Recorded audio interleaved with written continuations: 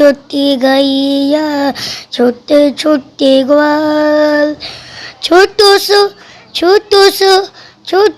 मेरो मदन गोपाल। तो सारंगी का निर्माण रावण ने किया था शंकर जी को सुलाने के लिए। जहर का प्याला राणा ने भेजा, भेजा। राग के प्रभाव से बत्तियां जल जाती थी। अच्छा। अब तो मनहाई हो गया इसका। घुमड़ी घुमड़ी बरसन लागे, बिजुली चमके जिया रे रात बादल।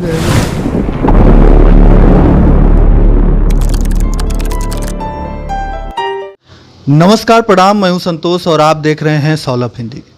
दोस्तों, इस समय मैं आजमगढ़ ज़िले में हूं और आजमगढ़ ज़िले में अगर आप आएँ तो आपने अगर हरिहरपुर घराना नहीं जाना न देखा तो क्या देखा, क्योंकि जो हरिहरपुर घराना है गीत संगीत से बड़ा ही पुराना नाता है और 600 साल वर्षों से भी पुराना इसका इतिहास बताया जाता है।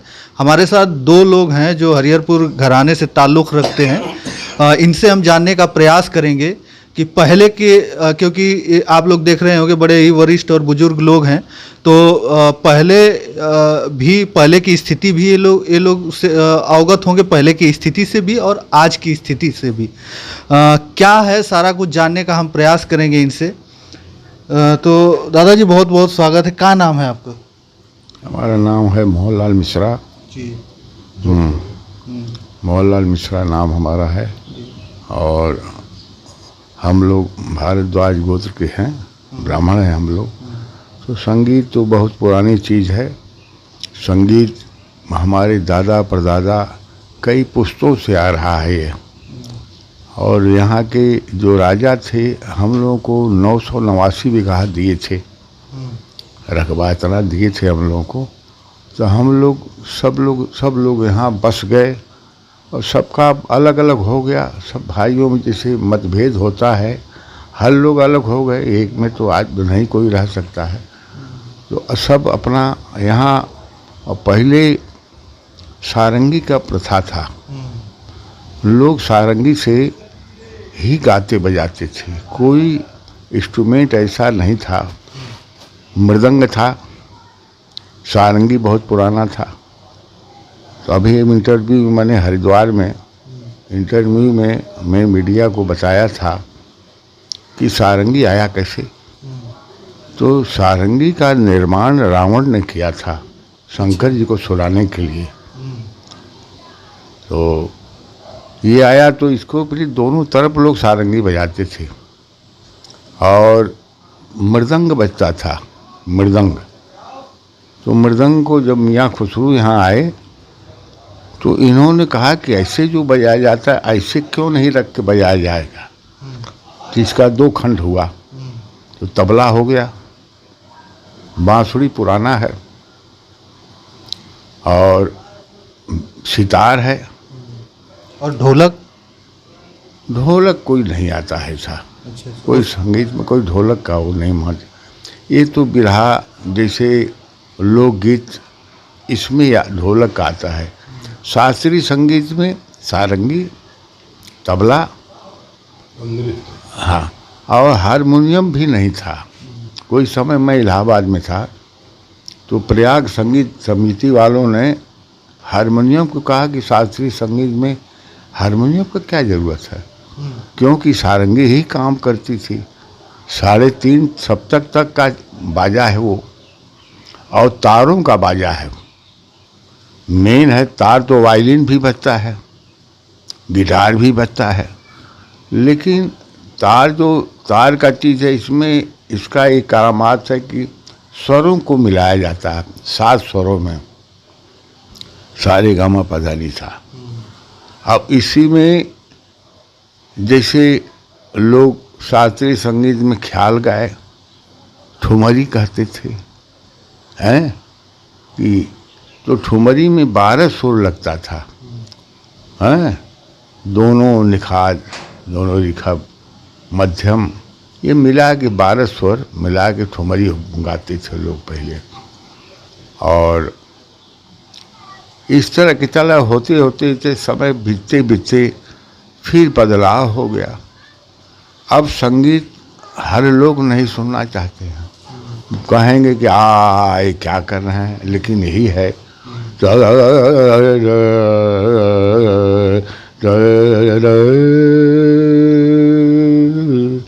दरबारी राग, जब राजा अकबर जब थे तो उनके दरबार में नवरत्न में थे तानसेन। तानसेन को तान का बहुत महत्व था उसका, उनको रखा था अकबर ने। उन्हीं को देखिए बैजू बावरा हुए। इनके गुरु थे हरिदास स्वामी, जो जंगलों में रहते थे, साधना करते थे। तो तानसेन को उन्होंने सिखाया था। तो एक बार ये लोग साधु तो थे, वो लोग बैजू बावरा छोटे थे, ये लोग लेके चले तो राजा और तानसेन का अलग था रहने का स्थान। तो वहाँ मनाही था कि कोई आदमी शोरगुल बिल्कुल न हो, क्योंकि तानसेन एक राग को बनाते थे। देखिए ये सब चीज़ नहीं सब जानता है। जी जी। तो लोगों ने कहा ये गाते गए तो सिपाही लोग पकड़े वो लोग, उनके ग्रुप को पकड़ा। क्यों आप लोग ऐसे, यहाँ मनाही आप लोग नहीं जानते हैं? बोले भाई हम लोग को नहीं मालूम है। कहे नहीं, कुछ सिपाही लोग तो अब हत्या करते ही हैं, कुछ अपमान किया उनका। बैजू बावरा छोटा था, लेकिन कहा कि वो ये भजन गाने में इतना पाबंदी और हमको भी इज्जत किया, तो मैं भी तानसेन के कहने पर ये सब ऐसा हुआ, मैं भी संगीत को सीखूंगा। उन्होंने सीखा, गुरु बनाया हरिदास स्वामी को, और फिर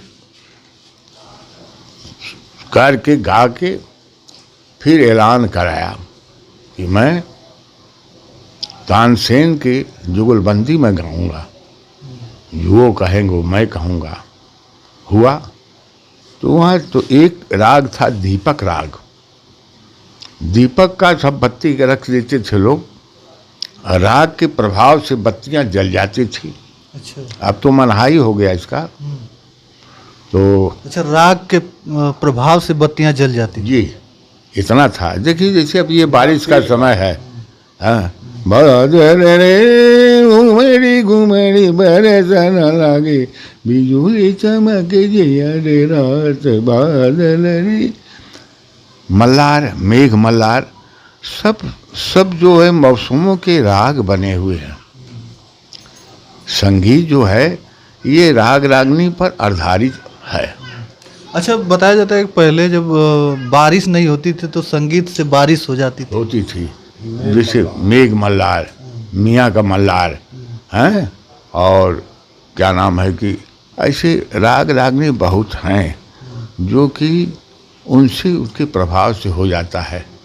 मैं एक बार मुंगेर में था, एक चंडिका स्थान माता का है, तो मुझे बड़े लगाव था। तो भागलपुर में एक बार गया, एक गाने वाले के साथ, बिहार के थे वो। तो उन्होंने 5 दिन का झूला था, झूला का समय था सावन का, लेकिन वहाँ के लोग एक सारंगी वाले को तय किए थे, मुसलमान थे वो, तो वो बजाए और हमारे चचा थे तबला में थे। तो होने के बाद फिर आप समझिए कि जब आखिरी दिन हो गया तो वो गाने वाला मुझे 20 रुपया देने लगा कि मिश्रा जी मैं आपको ये पान खाने के लिए दे रहा हूँ, आपको वहाँ से नहीं मिला। वो उनका विदाई उन्होंने किया, उधर किया। हम कहा भाई ठीक है, वो किए तो पान खाने के लिए आप रखिए, आप हमको 20 रुपये दे करके क्या देंगे? क्या नहीं, बहुत कहा। हमने कहा नहीं। मुझे इस बात का ध्यान आया, मैंने कहा मेरे में कमी है, मेरे में संगीत कमी है, और भाई हमसे बुजुर्ग आदमी है, वो बजाए उनको मिला। तो मैंने संकल्प लिया कि मैं रात को नहीं सोऊंगा। तो मैं आया अपने स्थान पर, भागलपुर में संकल्प लिया, मैं रात भर जागता था। माँ सरस्वती के सामने रोता भी था कि माँ कैसे जीवन पार होगा, परिवार है। और हमारे पिताजी, हम तो देखिए पहले गाना बनारस में सीखते थे, हमारा ननिहाल था, पंडित शामता प्रसाद गुदई महाराज हमारे ननिहाल मामा थे। लेकिन हमारे पिताजी सारंगी वादक थे, बहुत विद्वान आदमी थे हमारे पिताजी, तबला भी जानते थे, हारमोनियम भी बजाते थे पिताजी। उन्होंने कहा हम 5 भाई, 5 भाई में 3 भाई तो तबला बजाते थे, एक भाई हमसे छोटा वाला हारमोनियम बजाता था। पिताजी की बड़ी इच्छा थी कि बेटा सारंगी नहीं बजाओगे तो मेरे बाद ये घर से, हमारे घराने से ख़त्म हो जाएगा, क्योंकि हमारे आजा परबाजा सारे लोग बजाते थे, ये लोग परंपरा है ना। तो हमने कहा कि पिताजी की बड़ी इच्छा है, तो पिताजी की इच्छा है तो मैं कहा कि ठीक है पिताजी, मैं तो गाना सीख रहा हूँ, मुझे तबले का भी शौक़ है। कहने बेटा सब ठीक है, लेकिन इस चीज़ को थोड़ा तो बजाओ कम से कम। मैंने उनकी इच्छा को देखा तो हमारे भाई साहब, बड़े भाई साहब तबला बजाते थे, मणिलाल मिश्रा, वो बजाते थे। तो हमारे घर में भगवान सत्यनारायण भगवान का कथा हुआ और आरती हो गया। कथा के माध्यम से यूरोप कंट्री में 12 कंट्री उधर घूमा, साउथ अफ्रीका 2 बार गया, सिंगापुर, मलेशिया, ये जहाज़ों पर मैंने कथा बजाया। ये मैं देश विदेश भी देख लिया। उसी सारंगी की बदौलत जो पिता की आज्ञा का पालन मैंने किया, उसका फल मुझे मिला। तो मैंने अपने जीवन में सब सुख देख लिया। तो मैं एक बच्चा, मेरा बच्चा है, वो भी सारंगी, मैंने उसको बताया। एक भतीजा था, उसको मैंने बताया। वो तो कोई मतलब नहीं रखता, हमारे चचेरे भाई के लड़के लोग। अच्छा दादाजी, तो आपका जो परंपरा है परिवार की वो चली आ रही है, तो सब लोग इसी में लगे हैं, इसी गीत संगीत से सब लोग जुड़े हैं कि मतलब कोई बाहर गया कमाने या कोई नौकरी वगैरह? नहीं, कोई नौकरी नहीं है। लड़के को मैं, छोटे लड़के को मैं MB कराया बनारस से, BHU से। सर्विस नहीं मिली है, बहुत भाग दौड़ है। और ये मेरा एक बच्चा, ये पोता है मेरे बड़े लड़के का लड़का है ये, तो इसको भी तबला मैंने बताया है। अच्छा, कोई सरकारी नौकरी की अगर बात किया जाए तो कोई है कि नहीं परिवार में? कोई है ना, मेरा बच्चा है जो सारंगी बजाता है, छोटा वाला तबला बजाता है। एक बीच का लड़का है जिसके बच्चे 2 हैं, 2 बच्चों को नौकरी करते हो सरकारी? नहीं, कोई नौकरी नहीं, नौकरी किसी को नहीं बोला है। अच्छा, बस कथा है। इसी गीत संगीत से लोग जुड़े हैं, नौकरी वगैरह कोई नहीं करता है, तो इसी से अपना जीवन यापन चल जाता बस है। इसी से जीवन है। खेती बाड़ी नहीं है, भगवान इज्जत आबरू किसी तरह से रखते हैं, बड़े आदमी तो नहीं हुए, लेकिन इसी में चल रहा है। तो बच्चों को भी मैंने सिखाया है। 2 बच्चे मेरे छोटे छोटे हैं, वो दोनों तबला भी जानते हैं, नाल भी बजाते हैं, और गाना उनको राग रानी भजन मैं सब बताया हूँ उनको। तो यही सब चल रहा है। और जो ये हरिहरपुर घराना है, ये पीढ़ियाँ दर पीढ़ियाँ बस यही संगीत तबला इसी में ढल गई, इसी में लोग गाते बजाते हैं, लेकिन आज तक नौकरी वगैरह नहीं करते। लेकिन आप लोग भी जानते होंगे कि इस समय ये जो शास्त्रीय संगीत है, इसका चलन थोड़ा कम हुआ है। जो युवा पीढ़ी है वो नहीं जानती इसके बारे में और जानना भी नहीं चाहती। लाउड म्यूजिक आ गया है, लोग लाउड म्यूजिक सुनना पसंद करते हैं, देखना पसंद करते हैं।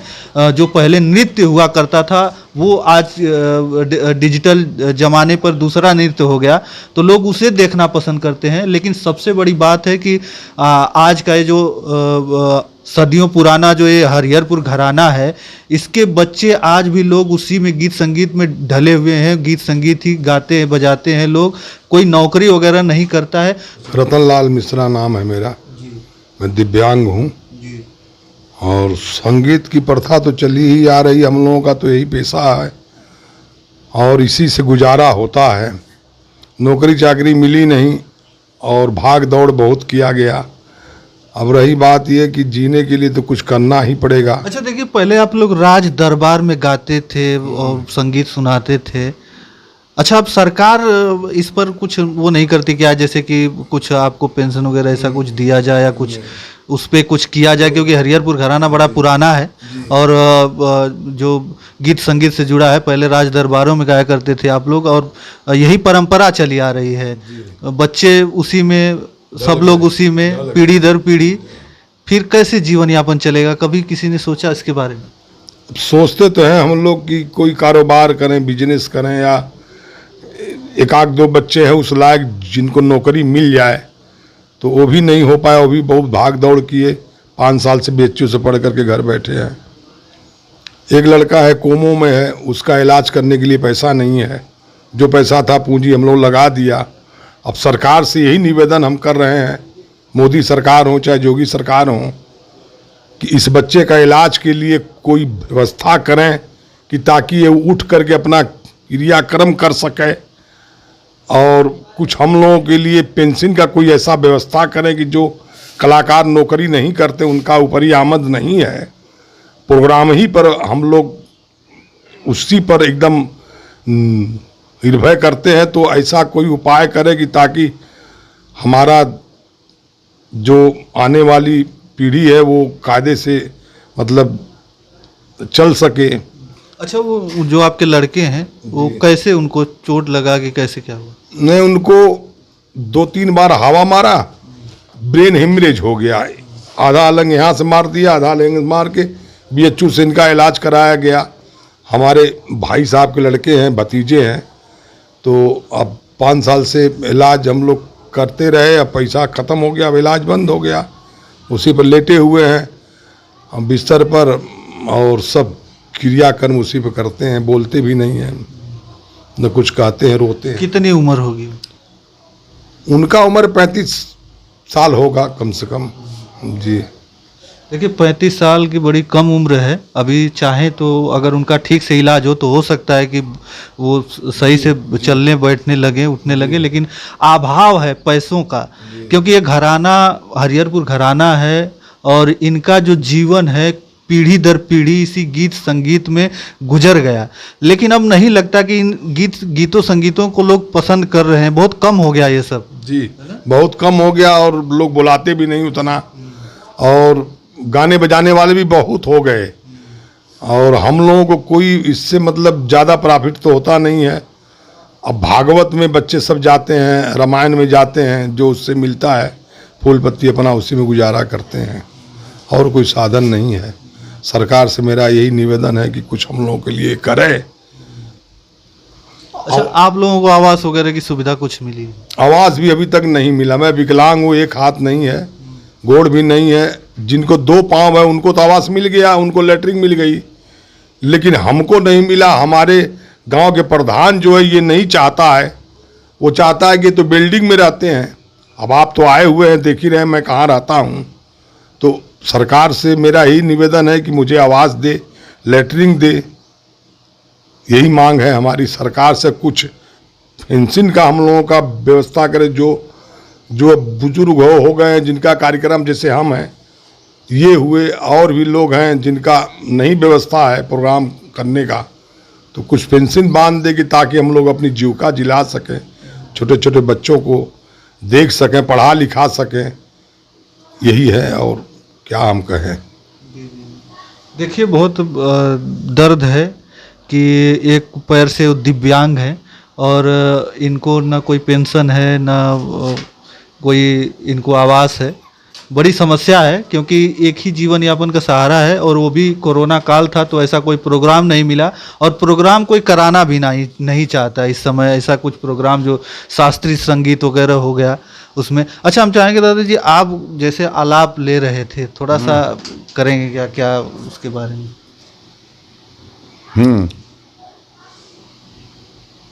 मैं जो आलाप, कोई राग, एक थोड़ा सा कोई राग।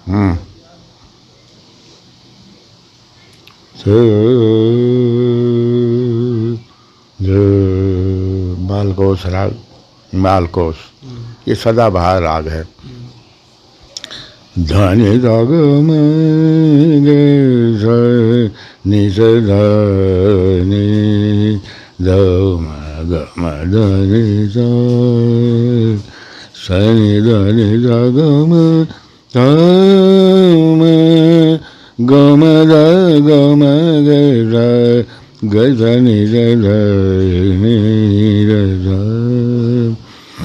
धनि ध गम धनि गम गम धनि सा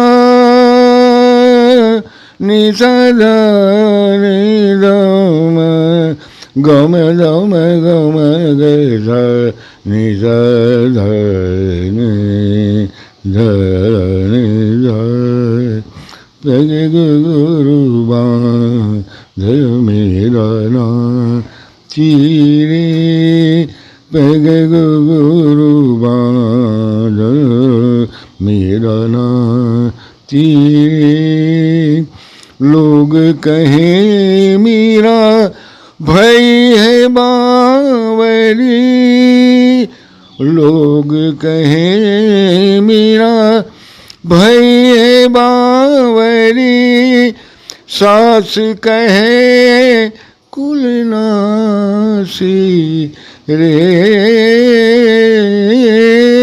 सास कहे कुलनासी रे पग गुरु बांध मेरा नासी रे जहर का प्याला राणा ने भेजा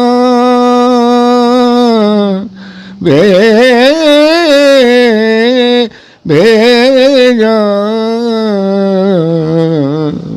जहर का प्याला राणा ने भेजा पीवत में राशि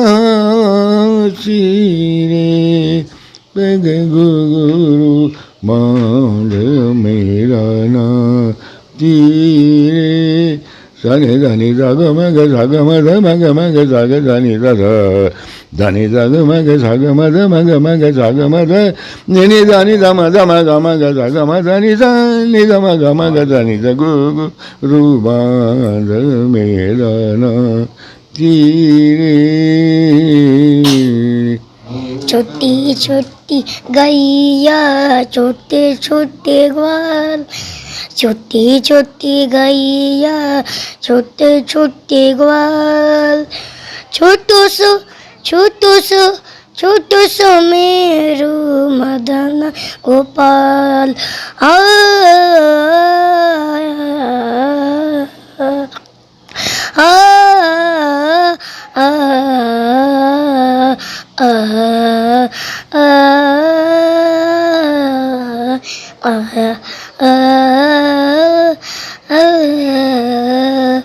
का खाए गैया का पिए ग्वाल का खाए गैया का पिए ग्वाल का खाए मेरो मदन गोपाल हु का खाए मेरो मदन गोपाल छोटी छोटी गैया छोटे छोटे ग्वाल छोटी छोटी गैया छोटे छोटे ग्वाल छोटू सो मेरो मदन गोपाल घास खाए गई दूध पिए ग्वाल घास खाए गैया दूध पिए ग्वाल मक्खन खाए मेरो मदन गोपाल मक्खन खाए मेरो मदन गोपाल छोटी छोटी गैया छोटे ग्वाल छोटी छोटी गैया छोटे छोटे ग्वाल छोटू सो मेरो मदन गोपाल। क्या नाम है आपका? गोपाल मिश्रा। गोपाल मिश्रा। और बड़ी छोटी सी उम्र है इनकी। कितना उम्र होगी दादाजी इनकी? 7 7 साल है उम्र। देखिए 7 साल की छोटी सी उम्र है और इतना गाते हैं। ये हरिहर घराने का असर है।